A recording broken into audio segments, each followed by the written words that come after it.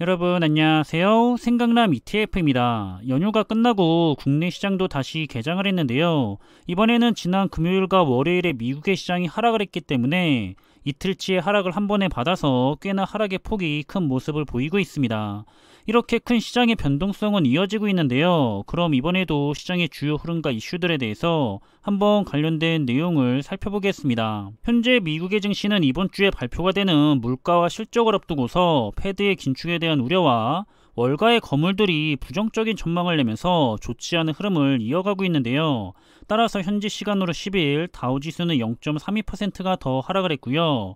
S&P 500 지수도 0.75%가 더 하락을 한 모습이고, 그리고 기술주 중심의 나스닥 지수는 이번에도 가장 큰 폭인 1.04%가 추가로 하락을 하면서 이렇게 미국을 대표하는 3대 지수는 계속되는 하락세를 이어가고 있습니다. 따라서 시장을 대표하고 있는 S&P 500 지수의 흐름을 먼저 살펴보자면 이번에도 추가적으로 더 하락을 했기 때문에 다시 3600선의 근처까지 내려간 상황인데요.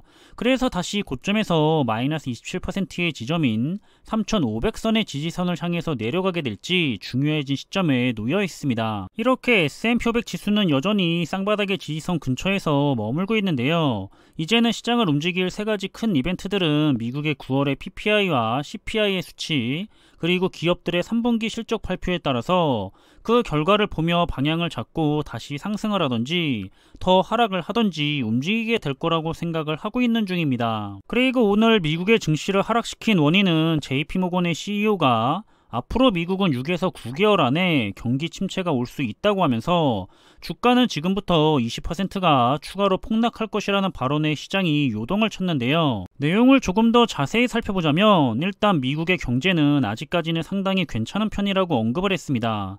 가계의 재무 상태도 훌륭하다고 했고요. 기업들의 신용 등급도 괜찮은 상태라고 했는데요. 하지만 역시 문제는 인플레이션이 너무 심각하다는 거고, 패드는 그래서 시장이 예상을 했던 것보다 더 많은 금리를 인상하고 있다고 합니다. 거기다가 러시아의 전쟁이 계속해서 길어지고 있기 때문에 유럽은 이미 경기 침체로 들어갔다고 하고요. 미국 역시 앞으로 6에서 9개월 내로 경기 침체로 빠질 가능성이 매우 높다고 전달을 했는데요. 그래서 자신은 이번 침체가 얼마나 심각할지 또는 가벼울지 그리고 얼마나 오래 갈지는 모르겠지만 자신이 하나 보장할 수가 있는 것은 현재 시장이 많이 하락을 했지만 심각한 수준이 아니라 통상적인 수준이기 때문에 앞으로도 큰 변동성을 보게 될 거라고 하고 있습니다. 따라서 금융시장은 어느 시점을 계기로 해서 무질서해질 것을 전망했고요. 그때 주요 지수들은 현재 수준에서 20%가 추가로 내려갈 수 있다고 언급을 했는데요. 이 부분은 지난주에 골드만삭스가 제시를 했던 추가 폭락장에 대한 시나리오와 매우 비슷합니다. 월가의 많은 전문가들이 결국 S&P 500 지수가 3000선 정도까지는 하락할 것을 전망하고 있고요. 이 3000선은 고점에서 37%가 하락한 지점이기 때문에 대략 40%는 하락을 해야 이번 조종장이 진정한 바닥이라고 생각들을 하는 것 같습니다. 마지막으로 JP모건의 CEO는 패드가 지난 팬데믹 때는 잘 대처를 했다고 생각을 한다고 하는데요. 하지만 긴축을 하는데 너무 오래 기다린 데다가 처음에는 금리를 너무 적게 올렸던 것 같다고 하면서 이제는 인플레이션을 잡을 때까지 패드가 계속해서 금리를 올리겠다고 하고 있죠. 그래서 자신은 이제 패드가 미국의 경제를 연착륙시키기를 바라고 있는 중이라고 전달을 했습니다. 따라서 현재 시장은 10월 13일에 발표가 되는 미국의 9월 CPI 수치에 대해서 주목을 하고 있는데요. 가장 큰 문제점인 인플레이션이 잡혀가거나 아니면 잡혀가지 않는 것이 눈에 잘 들어오는 지표이기 때문에 어쩔 수가 없이 큰 이벤트가 될 수밖에는 없는 상황입니다. 거기다가 이제는 기업들의 실적 발표에 대해서도 큰 기대를 하지 못하고 있는 상황이기 때문에 시장의 추가 하락에 대한 주장이 더 힘을 받고 있는 것이 아닐까 하는 생각인데요.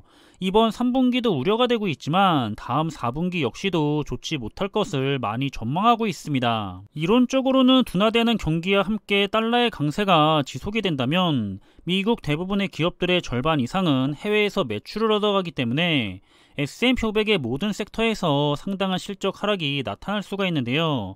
이렇게 기업들의 실적이 하락을 해야 시장은 다시 한번 바닥을 찍게 되고요.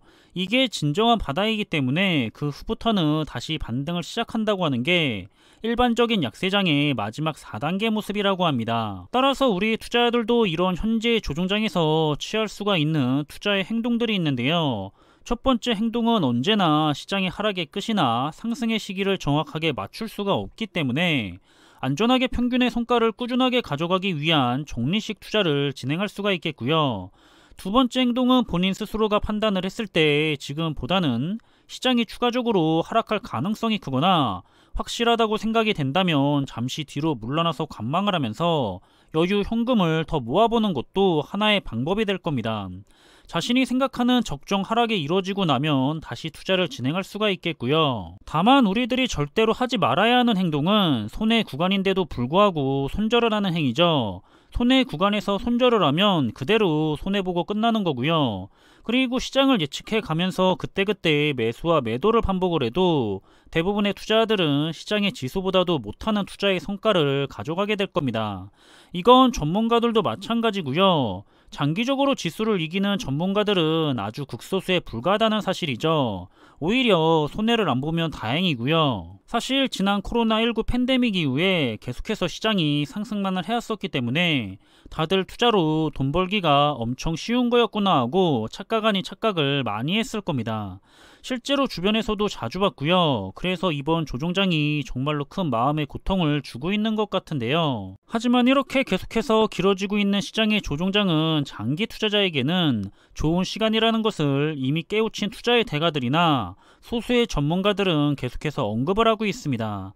물론 대다수는 그때그때 매매를 하면서 계속해서 좋은 투자의 성과를 가져가야 한다고 타이밍 투자를 주장하고 있거나 그런 투자 방법을 개인 투자자들도 원하고 있죠. 결과적으로는 리스크가 없는 투자 방법은 존재하지 않지만 그런 리스크를 줄이기 위해서 지수나 우량주로 장기 투자를 진행하는 거고요.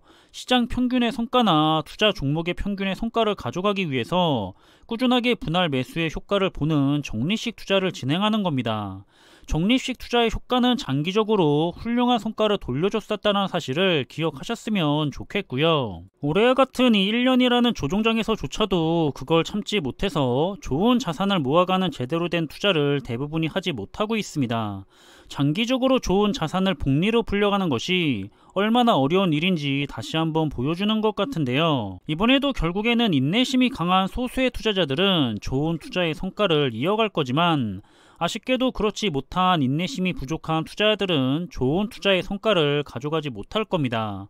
이번 조종장 때문에 마음고생도 많이 했는데 결국에 좋은 투자의 성과까지 가져가지 못하게 된다면 그거만큼 억울한 일은 없을 것 같은데요. 정작 가장 아쉬운 사실은 이런 사실을 시장의 역사가 말해주고 있고 계속해서 반복이 되고 있는데 대다수의 투자자들 역시도 같은 실수를 계속해서 반복을 한다는 거에 있습니다. 실수가 반복이 되면 그건 실수가 아닌데요. 이번이 처음 실수가 아니신 분들은 한번 자신의 투자 스타일을 잘 점검해 볼 필요가 있을 것 같고요. 저는 역시나 우상향을 할 좋은 자산에 대해서 수량을 모아나가는 거에만 신경을 집중했으면 좋겠다는 생각입니다. 이번 조종장이 끝나고 상승장이 왔을 때 같이 웃을 수가 있는 투자자분들이 주변에 많이 계셨으면 좋겠다는 마음이고요. 그럼 이번 영상의 내용은 여기서 마무리하겠습니다. 항상 준비한 내용들이 여러분들과 함께 투자하는 데 있어서 많은 참고가 될 수 있는 그런 좋은 영상이 되기를 바라고 있고요. 심리적으로도 그리고 좋은 정보로도 도움이 되었으면 좋겠습니다. 그럼 영상이 도움이 되셨다면 구독과 좋아요 부탁드리고요. 저는 다음에 더 좋은 정보들로 찾아뵙겠습니다. 감사합니다.